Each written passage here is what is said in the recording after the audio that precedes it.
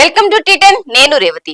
దేశంలో చట్టాలు మారినా, నేరస్తులకు శిక్షలు పడినా దేశంలో మహిళలపై దారుణ ఘటనలు మాత్రం ఆగడం లేదు.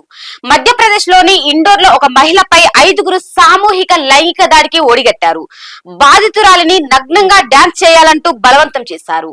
ఈ ఏడాది జూన్ లో చోటు చేసుకున్న ఈ ఘటనకు సంబంధించిన ఎఫ్ఐఆర్ ఇప్పుడు నమోదైంది.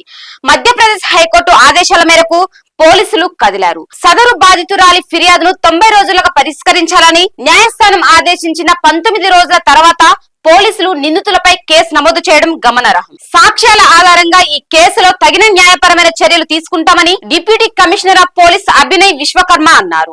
జూన్ 11న నిందితులు తనపై దారుణానికి ఓడిగట్టారని బాధితురాలు కనడియా పోలీస్ స్టేషన్ లో ఫిర్యాదు చేసింది. నిందితులు తనను బలవంతంగా ఒక గోడౌన్ కు తీసుకెళ్లారని, వారు అక్కడ తనపై పాశవిక చర్యకు దిగారని బాధితురాలు తన ఫిర్యాదులో పేర్కొన్నది. తనను బెల్ట్ తో కొట్టారని, దాదాపు అరగంట పాటు నగ్నంగా డాన్స్ చేయాలంటూ బలవంతం చేశారని ఎఫ్ఐఆర్ లో బాధితురాలు వివరించింది. ఈ కేసు ఇప్పుడు రాజకీయంగా దుమారం రేపుతున్నది. అధికార బీజేపీ, ప్రతిపక్ష కాంగ్రెస్ ల మధ్య మాటల దాడి జరుగుతున్నది. ఎఫ్ఐఆర్ దాఖలు ఆలస్యానికి బీజేపీ నుంచి వచ్చిన ఒత్తిడి కారణమని మధ్యప్రదేశ్ కాంగ్రెస్ అధికార ప్రతినిధి నీలబ్ శుక్లా ఆరోపించారు. నిందితుల్లో ఒకరికి బీజేపీతో సంబంధాలున్నాయని తెలిపారు. అయితే నిందితులు ఎవరైనా బాధితురాలికి బీజేపీ ప్రభుత్వంలో తప్పక న్యాయం జరుగుతుందని అధికార పార్టీ స్పందించింది.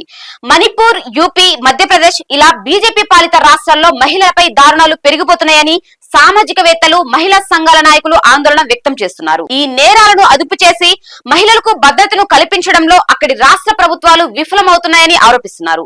ఇలాంటి ఘటనలను కట్టడి చేయడంలో విఫలమవుతున్న బీజేపీ ప్రభుత్వాలు బేటీ బచావో, బేటీ పడావో అని సందేశాలు ఇవ్వడం వరకు మాత్రమే పరిమితమవుతున్నాయని అంటున్నారు. ఇది ఇవాల్టి న్యూస్. చూస్తూనే ఉండండి టీ10.